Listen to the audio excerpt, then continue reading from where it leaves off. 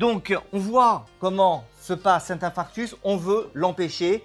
Comment on peut faire pour empêcher ce phénomène d'ischémie et d'infarctus?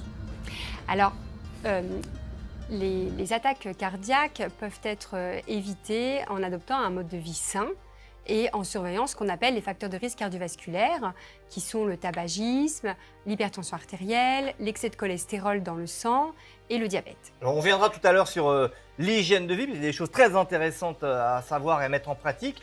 On comprend évidemment qu'il ne faut pas fumer, qu'il faut surveiller sa pression artérielle et faire des prises de sang de temps en temps, notamment pour le cholestérol et pour le diabète, parce que ces facteurs de risque qui ne donnent pas de symptômes, on ne ressent rien jusqu'au moment où on a cet événement cardiaque qui arrive subitement. À partir de quel âge il faut faire cette surveillance biologique et de tension artérielle? Alors, je dirais que pour l'hypertension artérielle, c'est à tout âge. Pour la prise de sang, c'est au cas par cas.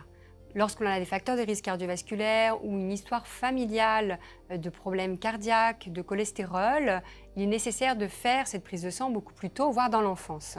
Et au moment également de la mise sous pilule contraceptive.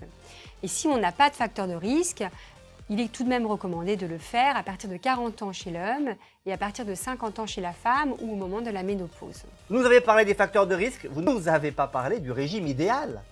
Ah, j'en étais sûre que vous alliez me poser cette question, Boris. Clairement, c'est le régime méditerranéen ou crétois qui est reconnu pour protéger le cœur des attaques cardiaques.